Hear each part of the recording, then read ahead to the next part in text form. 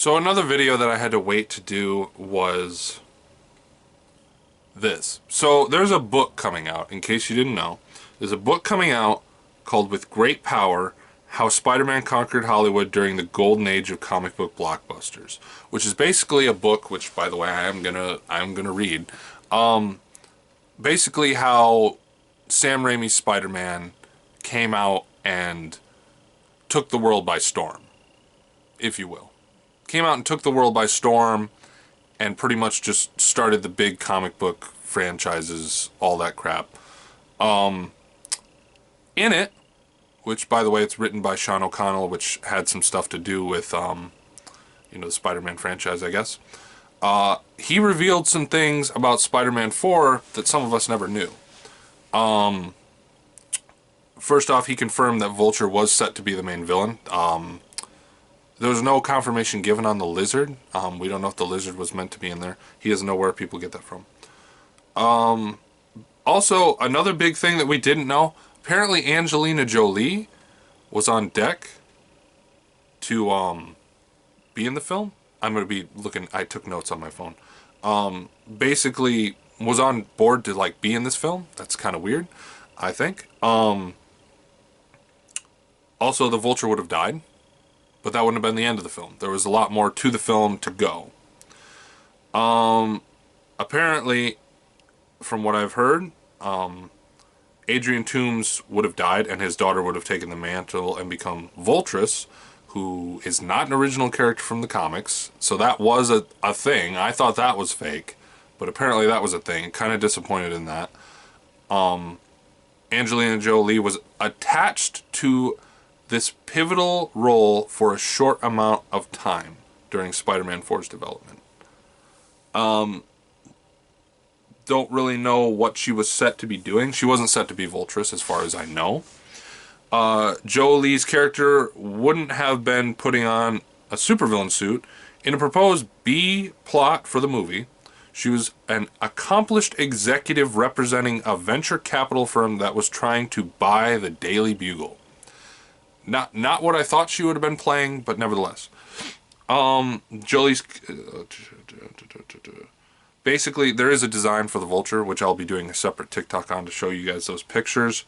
But basically, he had razor-sharp blades made into wings. And it looked, from the pictures, it looked amazing.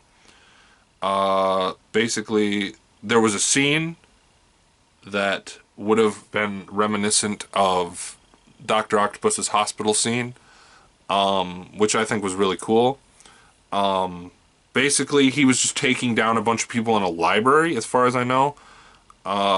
He got his trademark name, the Vulture, because he was a mercenary who, when he went in somewhere, he didn't leave behind anything but bones. So, which is cool, and that's why he got the Vulture. Basically, from what the storyboard artist said, he was essentially a guy that did a lot of ugly stuff for the government, did a lot of private contractor stuff. I thought a clever thing to do would be part reason to call him the Vulture was because when he was done, he didn't leave anything but bones behind. John Malkovich was set to play the Vulture. That was also a thing. That was not a lie. Basically, there was also a scene where the Vulture almost killed Spider-Man. There would have been a big brawl, and we've all seen the storyboard footage that got released for this. There was going to be a big brawl for it all, where Vulture almost kills Spider-Man, and then Spider-Man at the last minute, when he's really wounded, bleeding really bad, he's in trouble, Peter finally, almost as a reaction, forces Vulture off of him. When he does, it snaps some stuff off his wings and ends up tumbling off the roof of the City Court building, and that's what does him in. There was also going to be a scene where Spider-Man would have fought minor villains like the Stilt Man, Shocker, Mysterio. Bruce Campbell was set to play Mysterio. I don't know about the other ones. Yeah. Also, the other big thing in this film that kind of threw me, Mary Jane and Peter are broken up, which kind of contradicts the end of Spider-Man 3, because it seemed like they had reconciled, but I guess it was more of a friendly reconcile, because Mary Jane Watson's not in this movie. As far as what they're telling, she was not in this movie. She was gone. And basically Peter fell in love with being Spider-Man, and that was what he wanted to do for the rest of his life. basically, what kind of ruined this for Sam Raimi is they had a set date for him of 2011. Like, you need to get this film done now.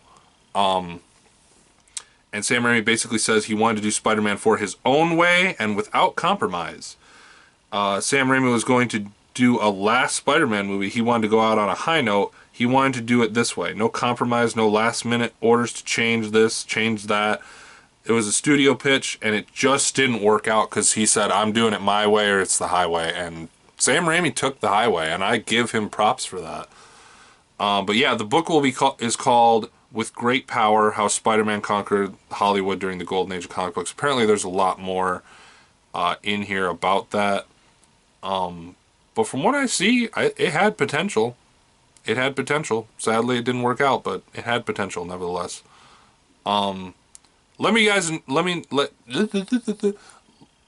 know what you guys think in the comments below. Let me know. And as always, if you like what you're seeing here and you want to see more, click right here to see more. And be sure to subscribe and like and all that crap. I will see you guys next time with a brand new video. Goodbye, guys.